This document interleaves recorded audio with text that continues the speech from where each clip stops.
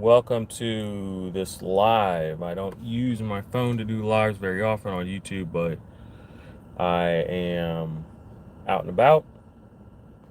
I've been out and about all day. Now, interesting. I don't know if you heard any of that or not because I was connected to Bluetooth. So, what's up? If anybody wants to hop in and ask any fantasy football questions, you are more than welcome to do that.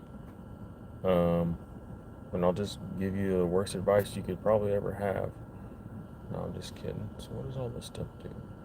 There's a live chat. Uh-oh, somebody's in the chat. Yo, what's up? Possibilities. My guy. I wish I pushed your name and it gives me options to put user in a timeout. I won't do that.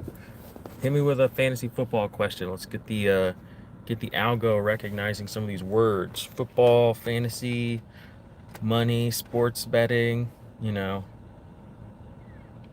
There we go. That a boy. Appreciate it. Would you trade quarterback Trey Lance and running back Keontae Ingram for Isaiah Pacheco? Yeah, I would, but I'm biased. I mean, and when I say I'm biased, maybe it's like I believe. I believe in Isaiah Pacheco, so I think he's got. I think at worst, Isaiah Pacheco finishes right where his ADP is, which is like running back 25. And that's like nightmare scenario. And I don't think that he's trending towards a nightmare scenario. He had a 6 target game in the playoffs. I noticed the other day because I was doing some research on him. Dude only had like 11 targets all season, and then he pops up and has like a 6 target game. What up, bud? Okay. I left my pole down there to see if cause I let it sit in to see if when I come back, if there's a fish on mine. All right. Cool story, bro. And before you be like, oh, why aren't you hanging out with your son? We've been outside of our house since 10 o'clock this morning. It's 7:45, fishing all damn day. And I love fishing, but dear God, if we ain't been fishing all day. All right, and he's still going at it. Next question. I got CMC, Bijan, Andrews, AR-15, Pittman, Mari Cooper, Kittle. Any advice on what to do next? Okay, so you're giving me the situation for your team. Last question. It was a basketball. So again, back to Pacheco. I think Pacheco is going to be awesome. Trey Lance. The problem with Trey Lance at this point is it's not even his job to lose. He's got to go get it back after they basically gave away. I mean, how many first round picks did they give away? They gave away half a fucking NFL team to get Trey Lance, and now he's got to go fight to get this job from the last guy in the draft. Not only that, Sam Darnold apparently is beating his ass out of that situation too. So it's like Trey Lance has a lot of upside, but he doesn't have any real value right now. It's all theoretical, which is what it's always been. So he doesn't really represent anything. And then Keontae Ingram, same thing. It's just like, do you want the second or third string running back that might be something, or do you want Isaiah Pacheco? Like, and I don't want to be like that, you know what I'm saying? But that's just kind of, that's where I'm at. So then for the CMC Bijan AR-15. AR-15, when we say AR-15, what does that mean? Does that mean Allen Robinson, or is that somebody else? I feel like there's another AR out there running around. And I don't feel like putting his name up there with Pittman and Cooper made sense. But maybe I'm missing something. Amari Cooper, Kittle, Purdy, Keaton Johnson, Y6X. Yes, I did win the BDGE Super Bowl last year. Came in first place. Well, technically, I was down like 14 points, I think, and I still had Josh Allen, T. Higgins, not Tyler Boyd. I had like 4 guys to play, and I was down like a dozen points, and that game didn't get played. And the fellow that I was up against, cool ass dude, forget his name right now, but Steelers fan, he pretty much was like, bro, he's like, you 100% had it locked in. I was like, I know. And he was like, I don't want to, like, he's like, you basically won. So we kind of talked it over with Nick and the guys, and he said, he basically was like, we know you would have won. I'm fine with you taking first place. And then, I was kind of like, hey, I appreciate that. We kind of said to Nick, like, what do you feel about, doing like a twofer, like 2 first place, prizes or whatever. And maybe he even brought that up, and he was like, "How's that sound, you guys?" I was like, "That sounds great." You know what I'm saying? Now we both really win. So, so I guess officially, if you're gonna do it Best Ball Mania style, like Pat Coran, then no, I didn't win. I'm a big effing loser. But if you do it like, if you run the Sims, let's just run the Sims. Let's see how that game would have gone on that Monday night. In every single other reality, big dubs. So it is what it is. You got any more questions? We got some more people in here. This is kind of an interesting, fun-ish format, I suppose. I am drafting as I type this. Good. I picked up Luvu, Shaq Thompson, Adrian Phillips, Keaton Ellis, and defensive end Charles Harris. I hope I did good. I mean, those are all guys you're going to be able to probably play at certain points in time. Adrian Phillips, isn't he kind of like on the way? Isn't he like out of the league? I thought he was out of the league. Maybe I'm losing my mind. Throw that thumbs up while you out here, living good. But Shaq Thompson, I think you're gonna get a lot of value with him for a while. Okay, I was hoping it was Anthony Richardson. That's where I thought I'm just, time's a flat circle in fantasy football land. You know what I mean? You've seen one Tyler Eifert, you've seen one AR-15, you've seen them all, right? I mean, they're coming and going.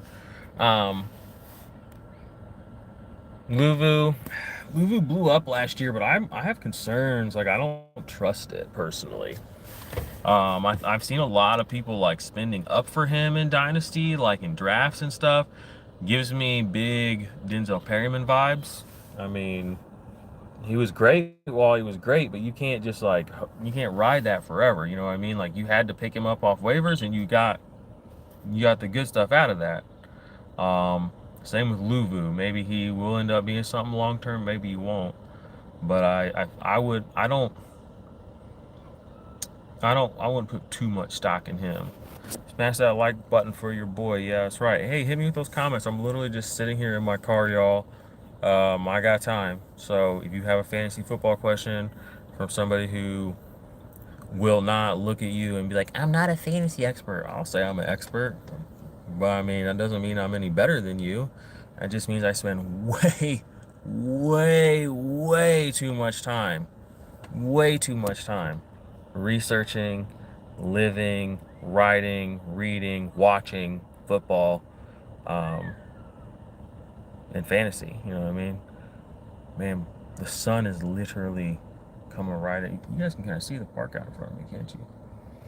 But yeah, hit me up. You got any trade questions? You got any dynasty questions? IDP questions? Best ball questions? I mean, I got a take on pretty much every single player in the NFL.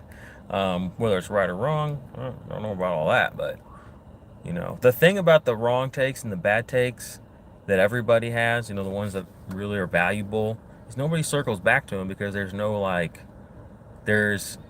the people that were right are people like me. You know what I mean? The obtuse assholes who nobody really wants to participate with. So it's like, you either have been fading Kyle Pitts the last 2 seasons and profiting, or you haven't. And it's funny now, everybody wants to fade him now when he's literally in the best situation probably he's ever been in. He's finally developed. He's cheaper than he's ever been, and people still don't want to touch him. So it's just like, you don't really, just say it with your chest. You know what I mean? Draft with your chest, say it with your chest. This whole 10%, 8% portfolio bullshit, pussy ass nonsense, nah. If you think a player's going to be good, you should be trying to draft him in every single draft, right?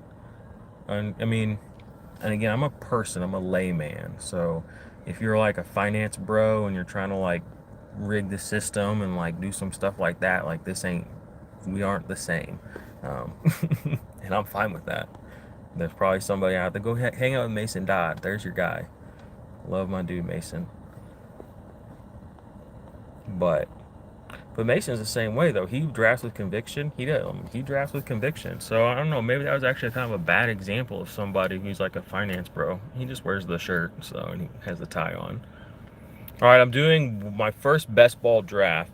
12 teams, super flex, half PPR, tight end premium, and I'm drafting from the 12th spot. Okay. I don't know what the quarterbacks.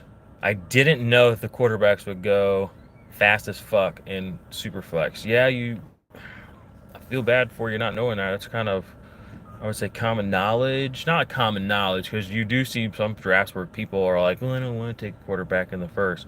But what happens is, as soon as like 2 go in a row, it's like 7 or 8 go in a row. So you really don't want to be at the back end of that kind of a waterfall in Dynasty. Because the draft is the only time that you have the chance to really get the players on your team that you want. Guys will talk circles around you about trades, but unless somebody's going to actually do a trade with you, those players are not on your team, and they may never be. I mean, you could literally Venmo that guy $50 and offer him everything. He might just say, nah. He might just be an anarchist. Some men just don't want to watch the world burn, you know? Who you like at tight end this year? I love David Njoku. I'm like low-key obsessed. Why do I like him? 1, he's a beast. I mean, he's literally a physical stud, okay? 2, he's been very, very consistent. Now, why does that matter? Because the quarterback play, man, these kids out here are loud. The quarterback play in his team is the Browns. Is there anything on the Browns that's been consistent at all while David Njoku's been there? Except for the only other thing that's consistent on that team is Nick Chubb. Nick Chubb's a dog, and then people are finally realizing, like, he's finally pushed up into like almost a first-round pick, which is crazy. He's at that age slope, but whatever. Anyway, we're talking about a guy who had Tyler Huntley throwing the ball for a whole year. He had Baker Mayfield throwing the ball. He had Teddy Bridgewater throwing the ball, right? Or no, was it Tyrod Taylor? Tyrod Taylor throwing the ball. Okay, and then he had Jacoby Brissett throwing the ball. He had some other guy. I can't even think of who it is. The list of players who have thrown the football to David Njoku is a who's who of who the fuck is that? Okay, like, so this guy's been pretty consistent with a bunch of trash. This last year, he had one of his better seasons. And he did that again with kind of like Jacoby Brissett and Deshaun Watson, which is crazy that they might have been his best quarterbacks that he's ever had. Touchdowns, he's due a big touchdown season. Deshaun Watson threw like 10 or 11 touchdowns to his tight ends each of the last like 2 seasons that he was with Houston. So, and then Njoku's never had over like 4 or 5, or maybe even 6 at the most. So he's due a big set. I just have a lot of faith in Njoku this season. Other guys I like a lot, I love Hawkinson. I think Hawkinson is very undervalued. He's point for point, pound for pound, punch for punch, can go with Mark Andrews, and you can get him cheaper in Dynasty by a lot. He's younger than Mark Andrews. I mean, the only thing he doesn't have is all the fancy auxiliary metrics that the Twitter bros love. Okay, so what? Who cares? You know what I'm saying? He's cheap. Go get him. Those are who I love right now at tight end. There's a few guys I'm drafting a lot in best ball. Tyler Conklin is one.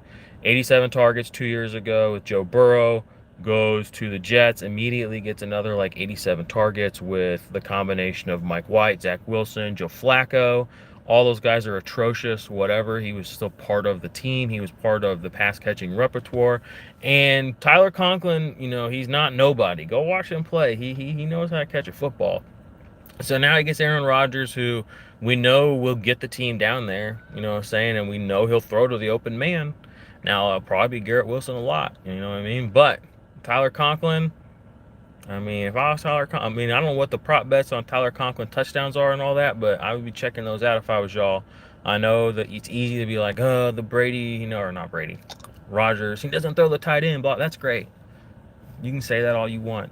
But when he does, when Aaron Rodgers decides he wants to do something, he'll throw that ball to that guy 15 times in a game if he decides that's what he wants to do.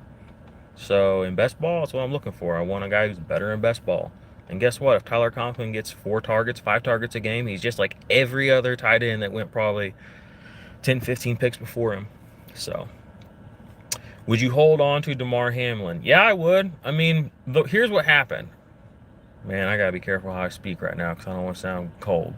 And I'm not sounding cold. It's just physiology. He had a heart attack, okay? Like, your heart runs on electricity. Literally, he took a hit at the 1 millisecond where it's like it can fuck up your heart rhythm and give you a heart attack.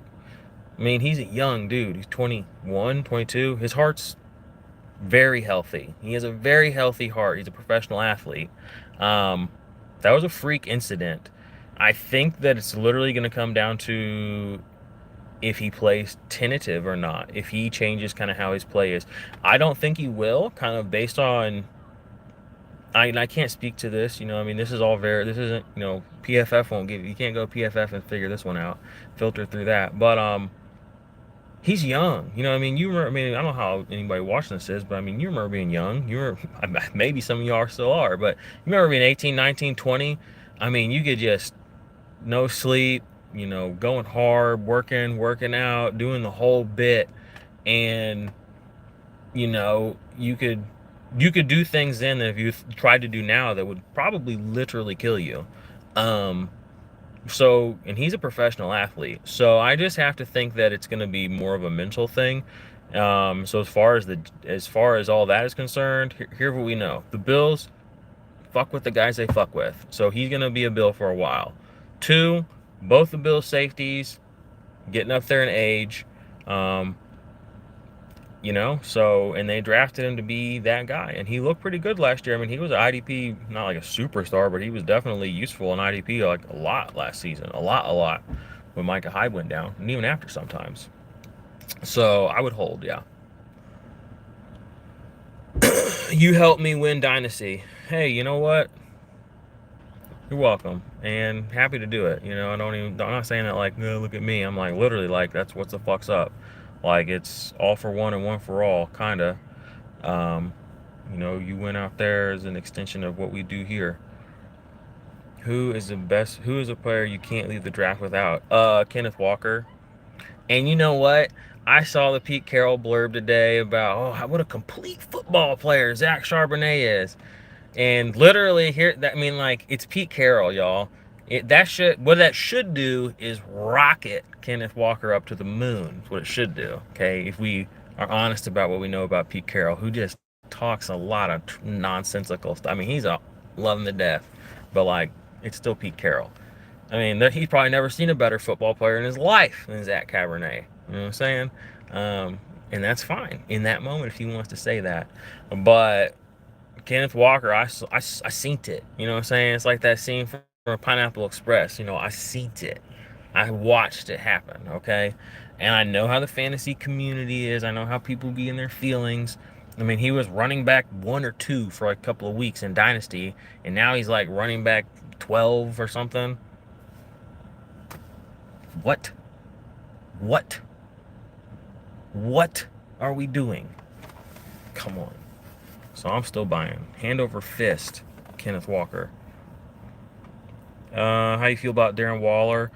I like him a lot, but I don't like the whole situation with the Giants. You know what I'm saying? Like, they're a team that win. They're a scrappy team.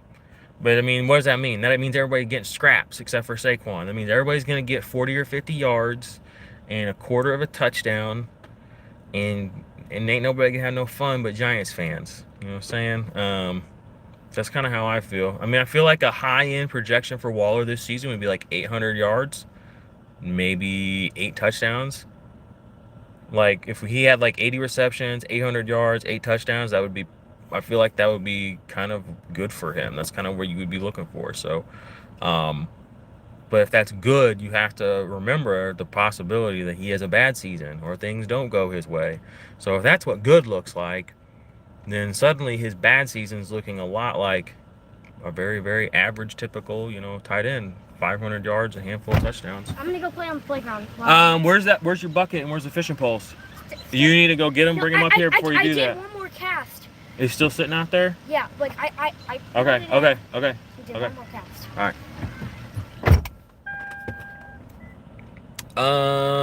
It might be too early, but who are your deep offensive and IDP sleepers? Man, it's never too early for sleepers. Let me think. I had a list up on my wall at the house, on my whiteboard. I can tell you a handful. Defensive sleepers, I'm really into Leonard Floyd. I'm really into Jonathan Abram right now. Low key, currently safety for the. Do you know where he's the safety for? I mean, it's interesting to me where he's at right now, and I kind of wonder if people know. It's funny because I got. Whatever. He's a Saints safety right now, but that's a good spot to be in. So I like him. Other sleeper types.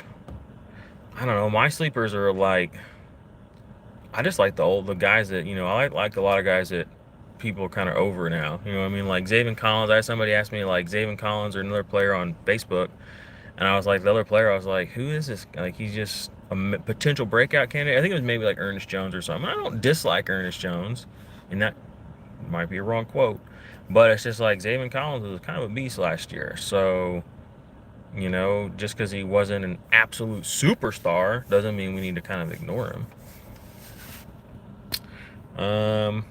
Deep offensive sleepers. Okay, Corey Davis, Mecole Hardman, Tyler Conklin, Zach Moss. I'm low-key obsessed with Zach Moss, okay, right now.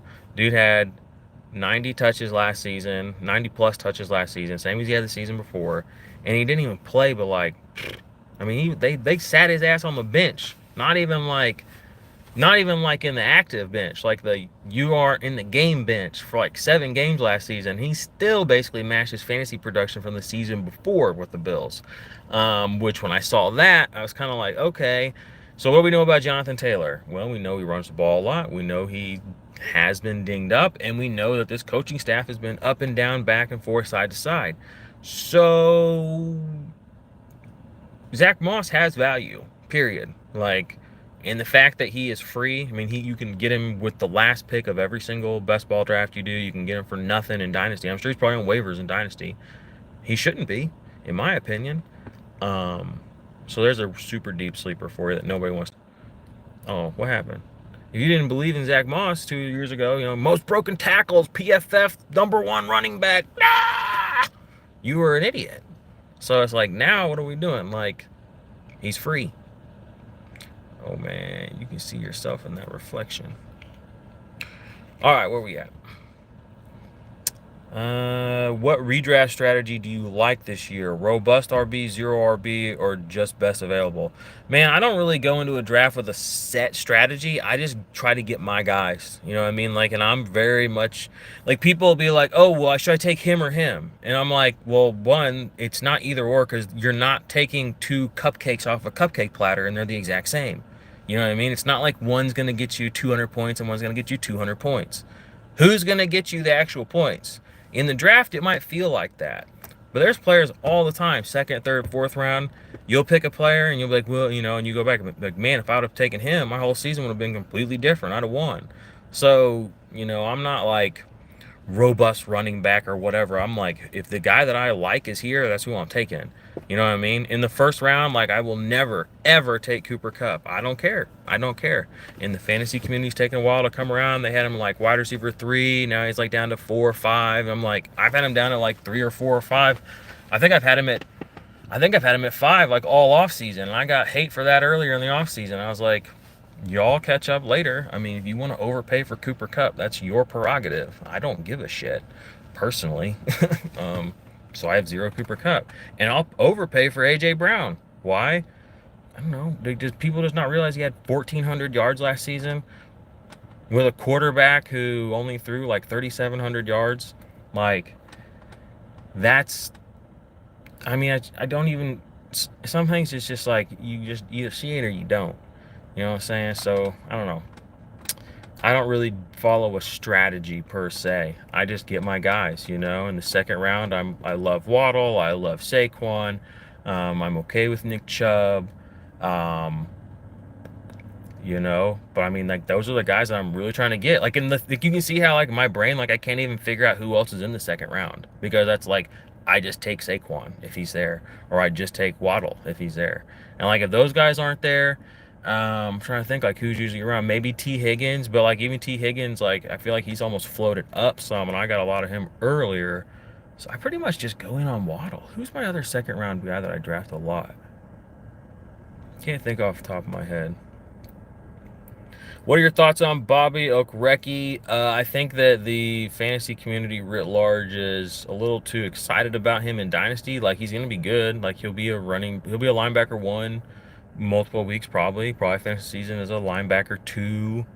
Maybe pushes up to 1 if he's really gets into the business. But I don't know if he has enough disruptive playmakers around him for there to be that kind of business in New York. So I saw somebody take him in a Dynasty. I mean, I saw A guy that works with football guys now, Joey the Tooth. I was in a startup with him a couple of months ago, and he took him like second or third overall in a startup dynasty draft. And I mean, I was floored personally. I was like, I mean, he might not be. I mean, he could be the next Denzel Perryman.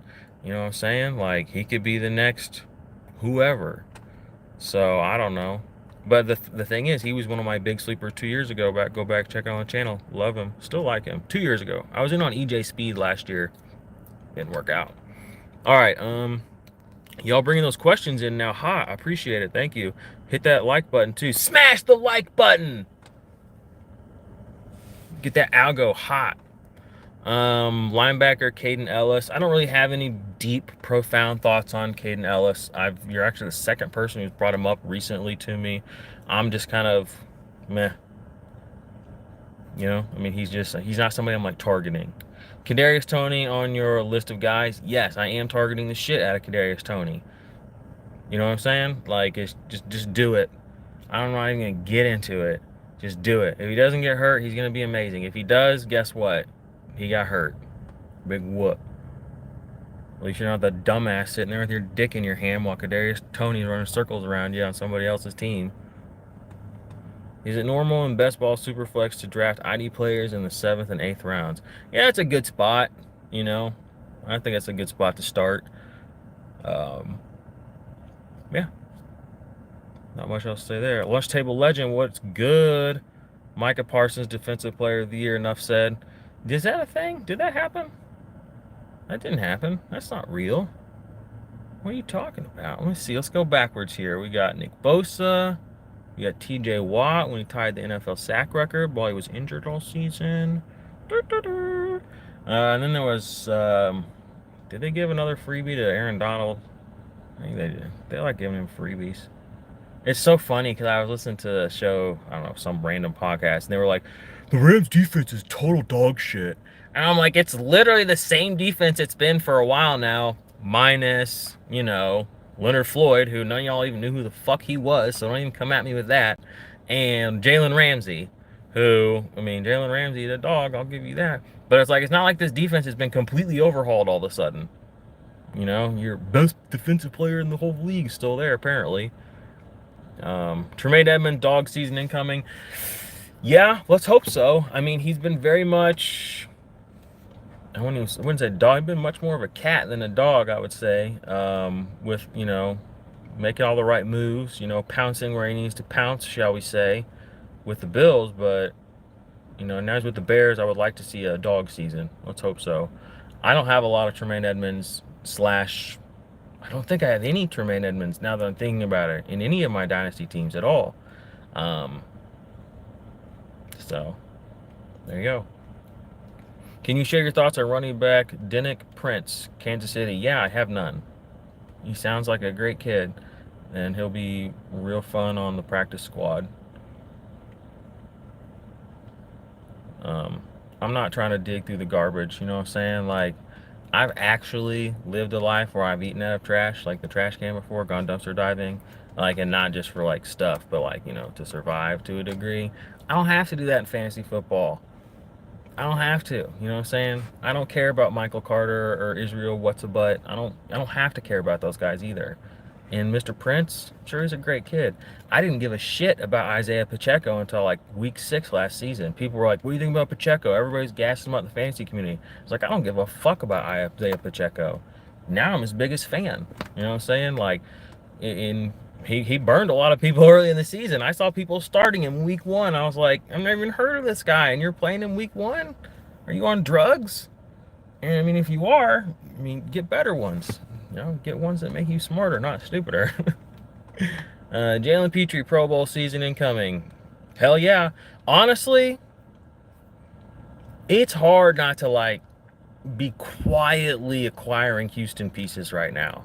Tank Dell is free, dirt cheap. People don't even, like, he's, like, forgotten. And it's just like, he's coming out with Young, right? I don't even know which one's there. It's Young. It's the tall one. It's the one that's not going to bust. Okay, sorry, Panthers. Okay, you guys got the next Kyler Murray. It's gonna, you know, people talk about how great it is for 3 or 4 years until they realize it's fucking terrible. So, and that's good for the Houston players. So maybe Petrie gets that Pro Bowl with some good offensive stuff going down. TJ Edmonds greater than Tremaine. All right, we got a Philly fan in here. I'm a Steelers fan. I'll tell you, TJ Edmonds, good kid. But he's really not super duper dynamic. Neither is Tremaine, actually. It's kind of awkward how like undynamic they are if you all go actually look at their production profiles and stuff, considering how highly drafted, touted, and still lauded they are. And now, TJ is on the Eagles defense, best defense in football. So, I mean, he just gets to slide into the middle from the Steelers defense, and everybody around him looks good. I mean, that's got to be a tough spot to be like, know your problem. I mean, I hope you don't see this, or just like probably not be one of the best players on your team. But it's also got probably lots of fire under your ass. Makes you iron sharpens iron. Be like, all right, let's go. Just picked up Von Miller and Khalil Mack off of waivers. You think one will have a bounce back this season? Okay, what do you mean by that? I think that they'll both be serviceable defensive line player, like threes. So, like, and that's what I think like a bounce back would look like. So if things go right, I don't think you're gonna get a DL1 season out of either of these guys. Probably ever again. And that's fine, and every player has to be a world beater. That's another thing that's so weird to me about fantasies. Everybody's like, oh, look at this, I have to have this player, grab it. I'm like, it's okay to start a running back too in your running back 2 spot, my guy. And it's totally fine to start a flex type player in your flex spot. Like you don't have to have NOS in every single one of your starting positions to win. You just have to have your players all go off. Plenty of times, shitty running backs, or not shitty, that's rude, less than optimal, 80% snap guys. I mean, you get guys that go off. I mean, if you can see it coming, play them. So, how do I feel about the Bills' backfield situation? It's messy. The only player I want is a player you probably haven't even heard anybody talking about. That's Latavius Murray. Latavius Murray. Built different. Biggest running back in the NFL outside Derrick Henry. We're looking at some AP type production here. He's just running and running and running and running and running and running. I think he had 700, maybe 900 yards last season, like 6 touchdowns with the Broncos. Dog shit team.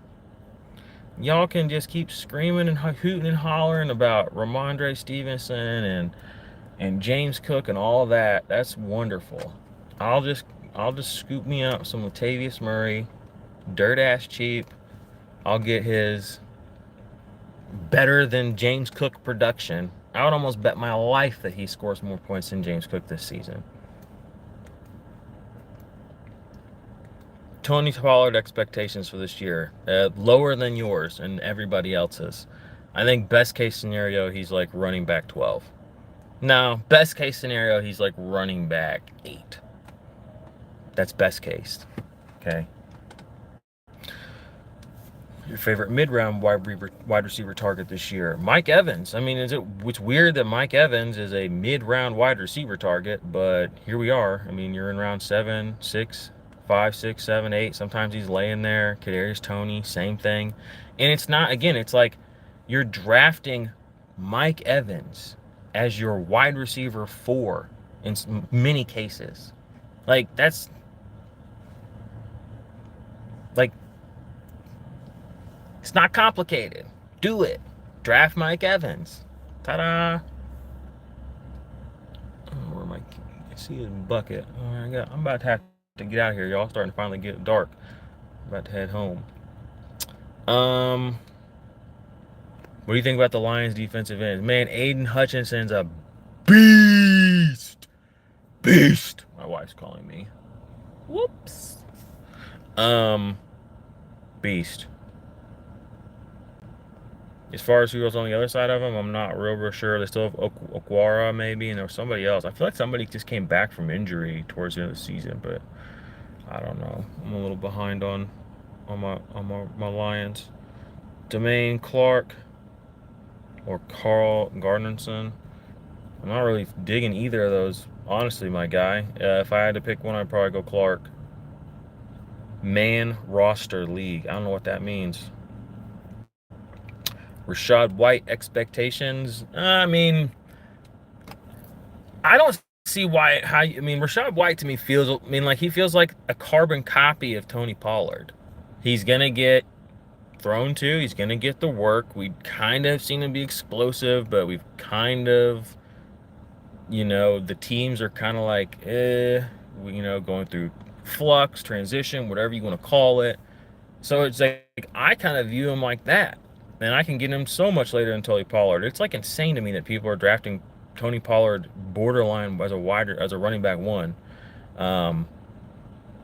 Maybe I'm the one who's an idiot, and that's very possible. But I just can't get behind it. I just can't. But back to Rachaad White, I don't know. I could see him as a same, top end situation, maybe running back 8 to 12, getting there off of a lot of receptions and maybe a lot of cheap touchdowns. Not necessarily because their team's good and he's getting tons of rushes in the fourth quarter or anything like that. Can I trade Tannehill or Purdy for a first round pick? You can do whatever you want. I like Brock Purdy personally. Jaws picked Thibodeau over Hutch. Hope he starts out healthy and plays more like him towards the end of the season. Yeah, he definitely came on strong towards the end of the season. But I think Hutch is he's got that X factor, y'all. Like, it's a real thing. Last question, how do you feel about Mac Jones? Appreciate you, bro. Hit the like. Yeah, hit that like, y'all. I think Mac Jones is total trash. I think Baker Mayfield's a better quarterback than Mac Jones. I know that's, probably heresy. I think he's also a better quarterback than Kyler Murray. I think Mac Jones is just trash. He's literally is not good at football. He's a dick. He plays exactly like you expect somebody that looks like him to play. He's out there throwing little temper tantrums. He's twisting dudes' ankles. He's just acting like a little bitch, if I'm being fucking honest. He ain't gonna last. This will be the last season we'll have to talk about Mac Jones and anything other than Brock Osweiler type of situations where we look back and be like, yeah, I remember when that shit was going on. That was terrible. That's what I think it is. Again, who am I? I'm just some asshole on YouTube. Is it worth stashing Jameson Williams? Yes, it 100% is. Jared Goff, the dog. Straight up. He throws the ball deep. Oh, you know who else is a dog? Their motherfucking coach is a dog. And he wants to throw it deep. He wants to shove it down dudes' throats, okay?